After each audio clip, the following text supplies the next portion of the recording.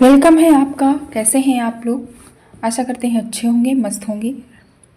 आज हम पढ़ेंगे हिंदी के वर्णमाला। ओके, हिंदी के कुछ वर्णमाला के मैंने क्वेश्चन लिए हैं।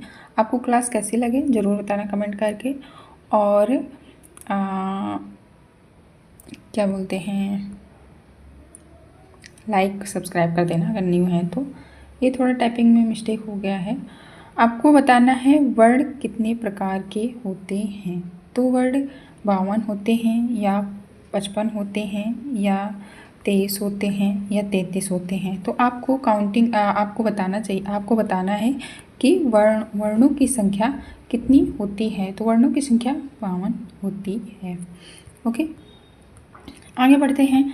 स्वर कितने प्रकार के होते हैं? स्वर कितने होते हैं? 11 या 32 या 23 या 30। तो आपको बताना है स्वर कितने होते हैं। तो स्वर 11 होते हैं। राइट आंसर आपका 11 हो जाएगा। ठीक, प्रश्न है व्यंजन कितने प्रकार के होते हैं? तो व्यंजन 33 के होते हैं या 32 होते हैं या 23 होते हैं या 10 होते हैं। तो आपको बताना है कितने होते हैं। तो ये 23 होते हैं। ठीक,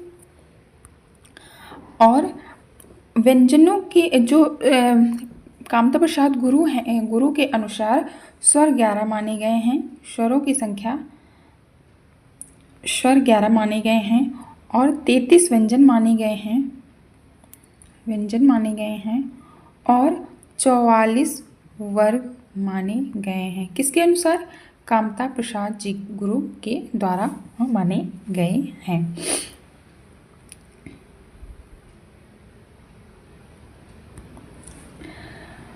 प्रश्न है मात्राएं कितनी होती हैं? तो 10 होती हैं या 11 होती हैं या 12 होती हैं या 13 होती हैं। तो मात्राएं 10 होती हैं। आ की कोई मात्रा नहीं होती, इसीलिए आ को छोड़ के जितने भी स्वर होते हैं वो सारी मात्राएं होती हैं। जैसे आपका बड़ा हो गया, जैसे आपका बड़ा हो गया, छोटी बड़ी ई उ ए ई उ और ऋषि और ए औ और औ और आहा।